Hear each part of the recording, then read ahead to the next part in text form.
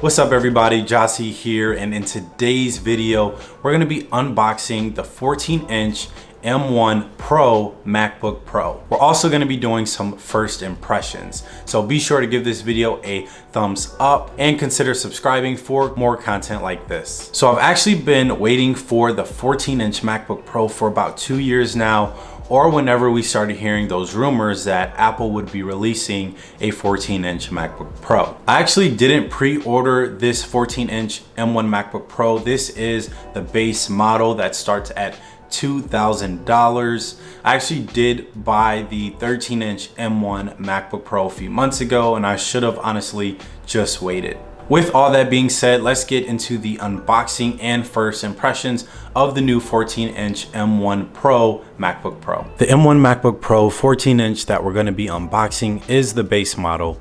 So it comes powered with 16 gigs of RAM, 512 gigabytes of SSD, and an 8-core CPU.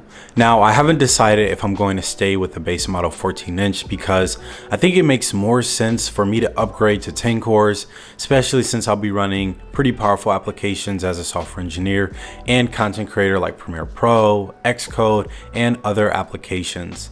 The packaging is still incredible as always for Apple devices. You've got the Apple logo on the left panel of the box, and it says MacBook Pro on the top and bottom panels. Flipping over to the back of the package, you'll see the serial number and the specs for the MacBook Pro. One other thing I almost forgot to mention is that this box was actually heavier than I thought.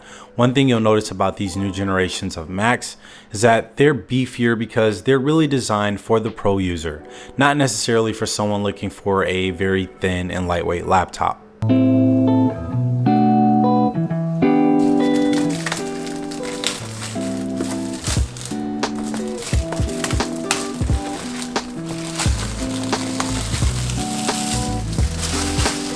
The first thing I noticed about the 14-inch is that it's more squared type of design, and it's definitely more thick.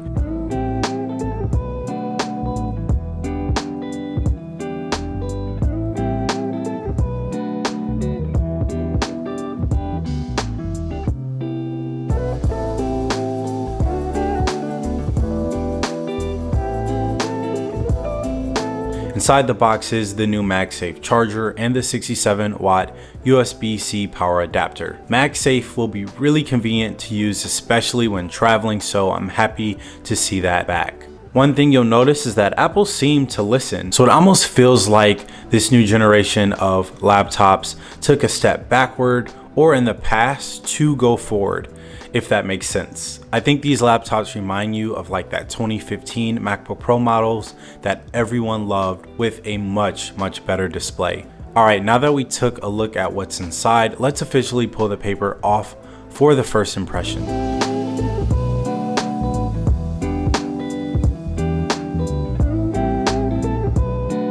I really like the MacBook Pro logo on the bottom.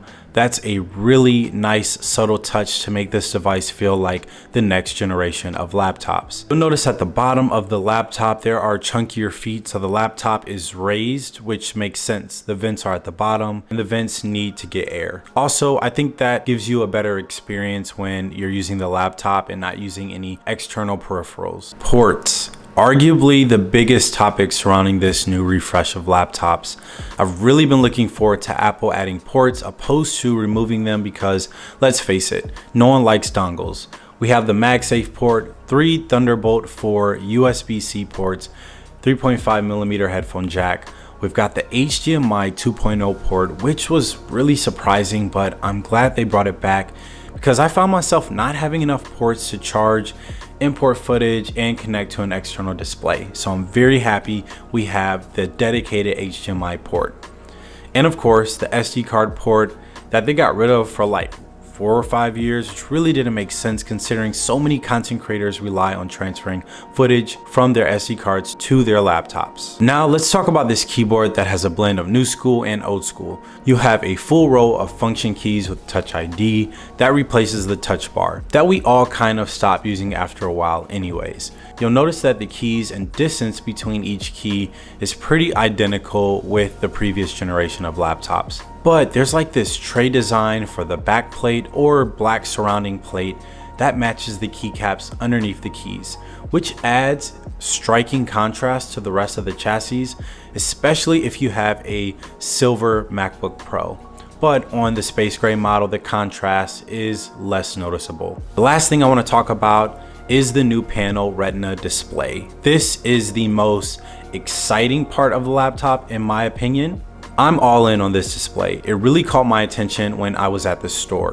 When comparing the display to the 13-inch, it's almost like the 14-inch is that guy your girl told you not to worry about. The panel has XDR screen technology, which stands for Extreme Dynamic Range, and you can really see that experience when looking at the background as it just perfectly sits behind the taskbar and dock. The new XDR screen has an increased range of colors. It can display 120 Hz refresh rate with ProMotion technology, so you'll notice the experience is pretty similar to the iPad and iPhones. With XDR scrolling through web pages and documents, it should feel a lot more smooth. I know for a fact that I'll definitely be consuming more content on my laptop because this display is incredible. The colors are more accurate, better dynamic range, and exceptional contrast. Now the elephant in the room is a notch, but to be honest with you, I've gotten used to seeing that on the panel of my phone, so it doesn't really make a difference for me. Bezels are much more thin than the previous generation, giving us more screen real estate, so the screen seems larger than you expected for a still relatively minimal and small laptop. So that concludes the unboxing and the first impressions of the 14-inch M1 Pro MacBook Pro. If you want to see a dedicated review of the 14-inch M1 MacBook Pro or even the 16-inch M1 MacBook Pro, give this video a thumbs up. Comment down below your thoughts on Apple's new release of MacBook Pros, and subscribe for more content like this. Don't forget to hit that notification bell so you can know right away when I release a video. And as always, have a wonderful, blessed rest of your week. I'll see you all soon. Peace.